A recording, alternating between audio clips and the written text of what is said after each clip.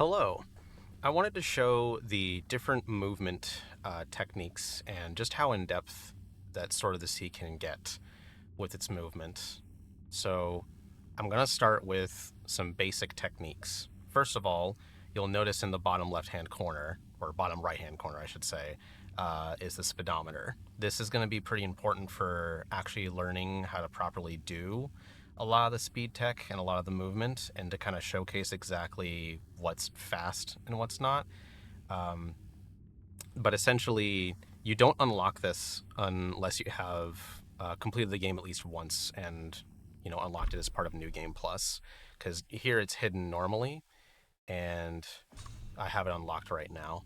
I have it currently in kilometers an hour because that is the unit of measurement that shows the highest number for a baseline amount.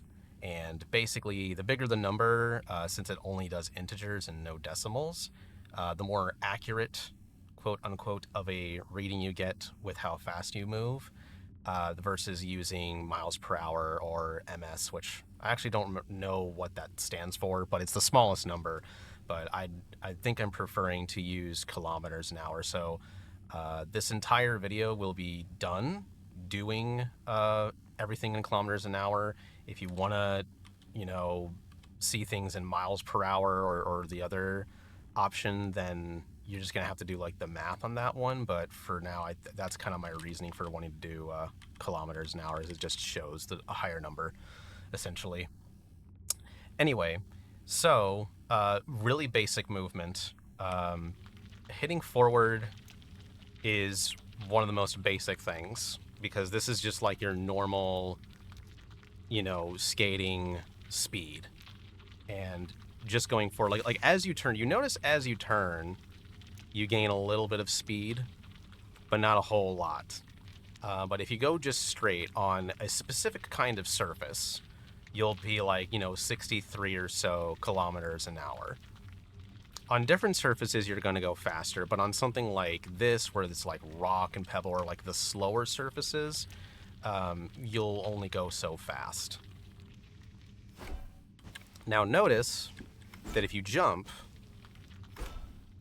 you gain a little bit of speed. And it's better demonstrated if I actually go outside really quick. So I'm going to go ahead and get to the outside, because it can be better demonstrated when you're on faster terrain.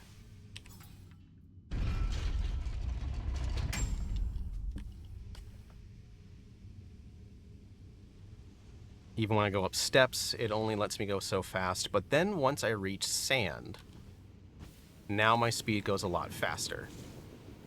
And now my base movement speed holding forward is 115 kilometers. Keep in mind that this is the exact same speed that the water rail that you get later in the game or get with the red armor moves at. So when you do the triple jump for the water rail, it moves always at basically 115 kilometers an hour, and no faster and no slower. That will always be that speed.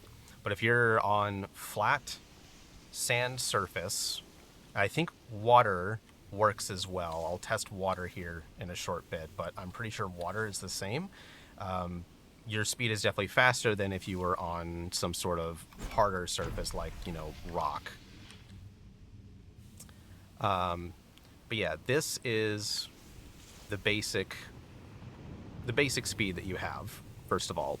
Now, of course, when you go down hills, you'll gain some speed. So like if I go to like the top of a hill and I start going down a bit, you see that my speedometer goes into like the 130s and so obviously like gravity going down hills, that's going to make you gain more speed.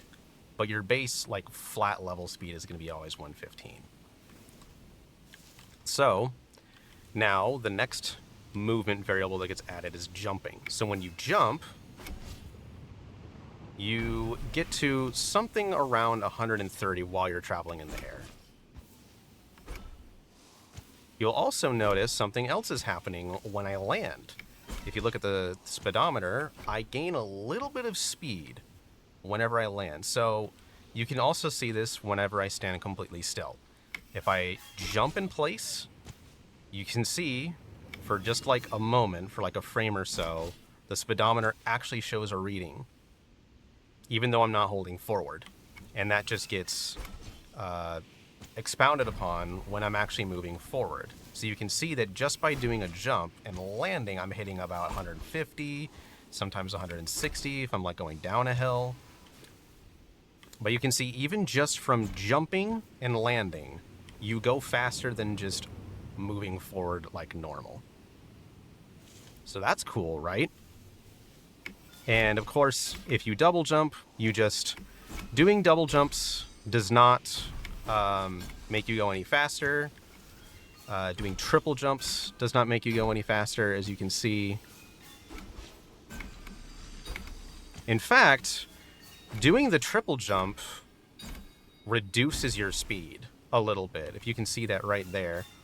So the double jump does not affect your speed, but the triple jump will let you...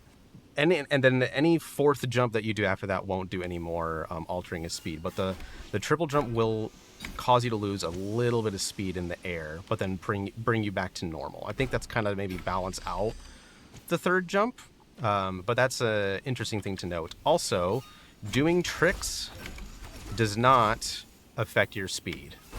Whether if you bail, obviously you don't get a whole lot of speed. But if you do tricks and land, it's the same speed as if you just landed normally. So doing tricks does not do anything for speed.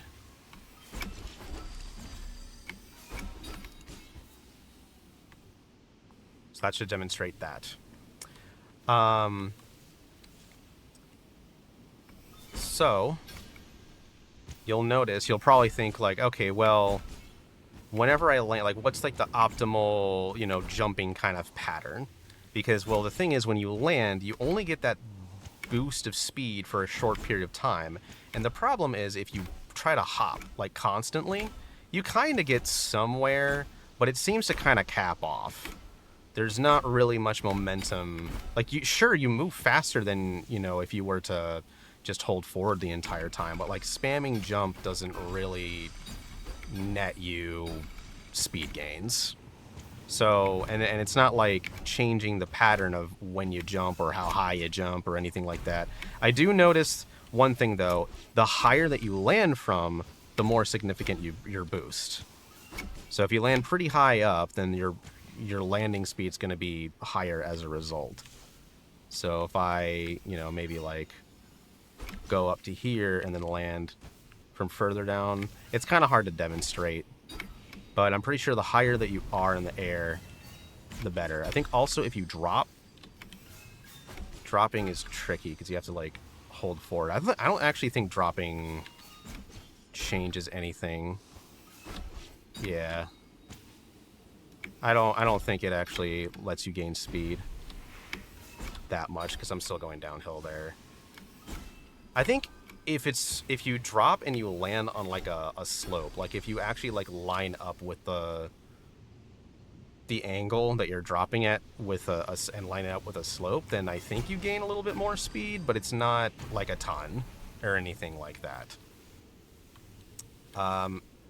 So that's that's like very basic, like, hey, jumping does this, landing gives you a small boost. So like, okay, what else? Assuming we're on new game and I'm not doing any of the new game plus stuff yet, like, sure, I've done the super jump a whole bunch, but like, you just do one charge instead of two. That's how you get the normal jump that you would usually get. But there's another kind of hidden mechanic that I didn't really even think to explore because, didn't think this would actually give you speed, but apparently it does. So the interact button, which is E on Steam, the default is E on Steam, but on PlayStation it's like, I think it's square. I don't remember. But basically, the interact key makes you do this little chirp.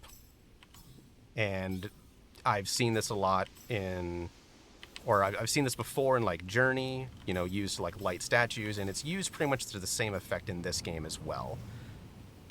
Now, doing a single chirp like this doesn't do much of anything at all. However, if you charge it while you're holding forward and then release, you gain speed. You can see right here, I'm going up to 150, 140 or so, 150 or so. And you get this ability from the very beginning of the game. You have this the entire time.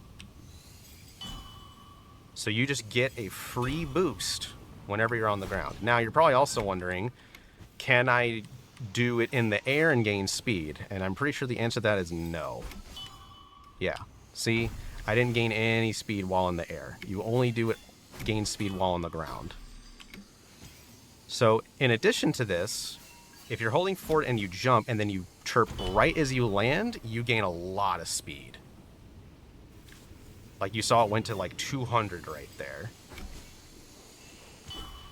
And the more precise that you do your chirp as you land, the more speed you'll get.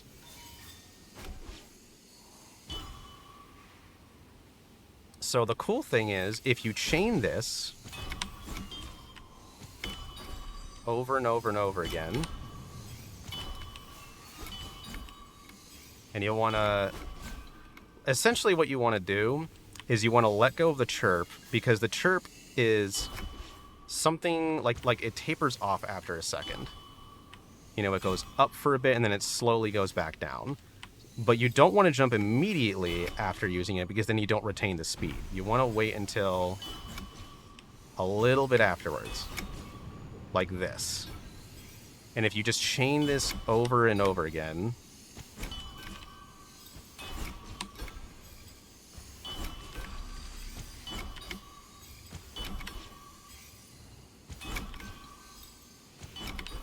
you can start seeing that my speedometer is just steadily going up.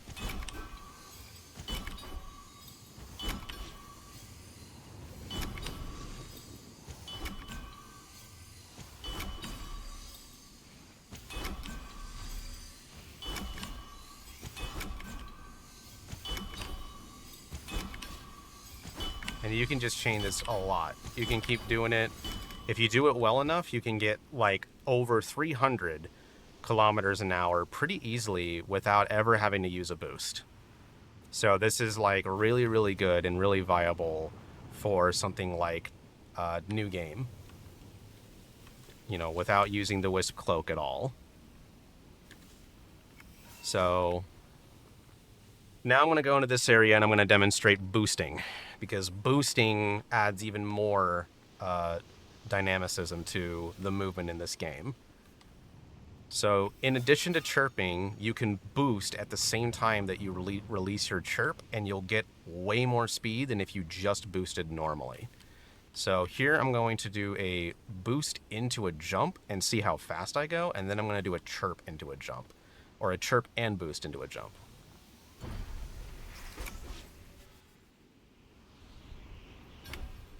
So I make this gap really easily. And I'll even do it again here on a flat surface so that I'm not like going down a hill and getting a bunch of speed. So you can see I get like to 260. You can get to like probably 270, 280 or so with like a better jump or so. But essentially, your launch can be pretty fast with the boost. But then if you chirp and boost at the same time, takes a second to... Yeah, you can go pretty freaking fast.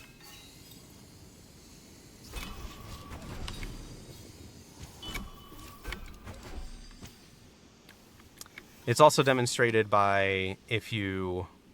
Let's see here. If I hold the chirp and I don't move in place, and I do it at the same time as a boost, you can see there's like a certain speed that I get there. Now, if I do the same thing with just the boost, I don't think it goes quite as high. And also, I don't keep holding forward. But I think you kind of get the gist of it. Combining chirping with boosting at the same time nets you a lot of speed. This applies both to not just before you jump, like that, but it also applies to when you land. So, again, going back to landing with full chirps, if I do that and boost at the same time, I get more speed than normal. And I can go really, really fast doing this. Obviously need to get more boost orbs back here. But you can kind of just keep doing this.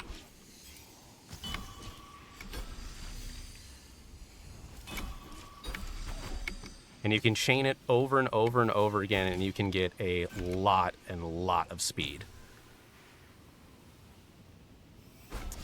And I think what's advisable is to, you can, basically, if you chain when you land with a chirp and a boost, and then you jump very shortly afterwards, over and over again, you can really easily reach speeds of over 700 kilometers an hour.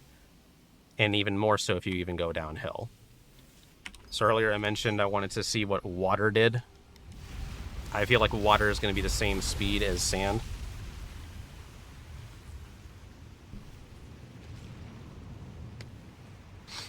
When just holding forward. But that's one of the really, really cool things I think about this game is these multiple different ways to increase your speed. So let's see here. Again, let's go on a flat surface. Actually, this kind of goes uphill. So water looks like it actually makes you go faster. Like a lot faster. Look at that. Sand, 115. Water, 216. Of course, that like changes when you go up, you know, down a hill. But you get like 100 more kilometers an hour just by doing this in the water. So, by that logic, that means my like boosts and all that stuff should be a lot faster if I do it in the water specifically instead of on sand. So, if I go back up here and I hold forward, charge a jump, and then land with a boost and a chirp, I go really fast. You saw I hit 450 there very easily compared to on sand where hitting even just over 400 was a little bit difficult.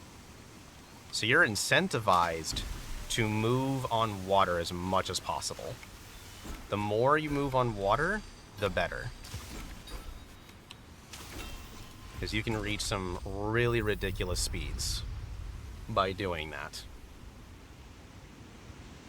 I don't know if there's a surface that's faster than water, but I'm sure we'll probably discover that soon if possible. Ice potentially might be faster, but I haven't messed with that yet. I could mess with that at some point later. But this is kind of just a basic tutorial of what movement does in the game and how fast you can go. So with the wide open range of the Veiled Sea, I'm going to just kind of chain together doing boosts and full chirps in order to gain as much speed as possible. So let's see how that works out.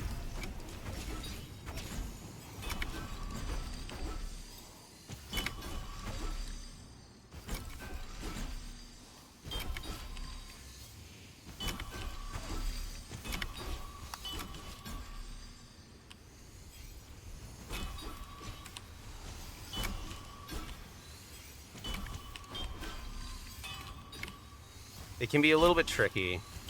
I'm probably not really demonstrating it very well right here. But you kind of get the idea.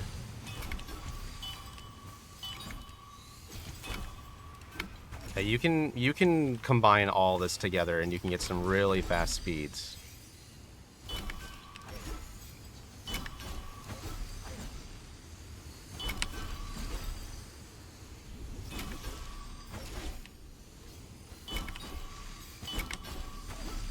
And this is all on sand, remember? This goes way faster when you're on water.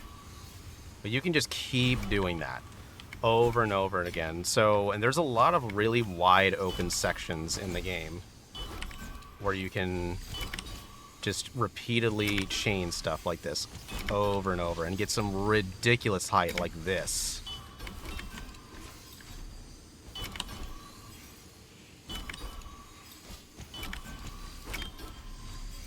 I think even like uphill this could potentially be pretty crazy. But you get the gist of it. And then like dropping.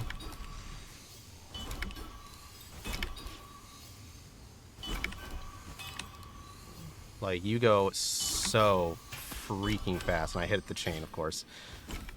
But you get the point.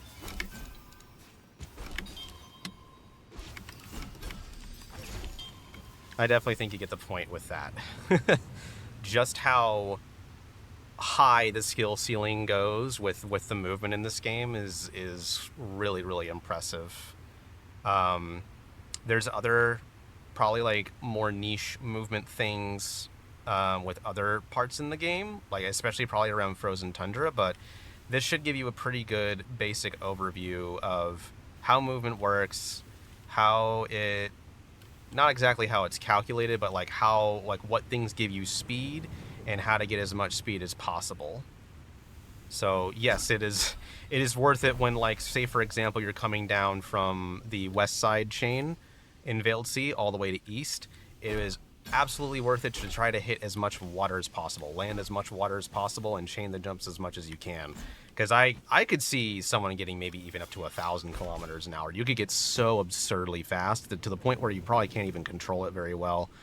But that's the potential. And this game is extremely awesome for even just adding chirping as a thing that gets you speed is amazing. Like, that's so cool. Giant Squid adding this in the game is legitimately like one of the sickest things I think I've seen added in almost any game ever. All right, but yeah, that should be a pretty basic overview of the movement. If I find any other really niche or really cool like movement specific things, I will probably make another video for it in the future. But for now, this should get you a pretty good idea of like what's capable in the speedrun. All right. See y'all next time.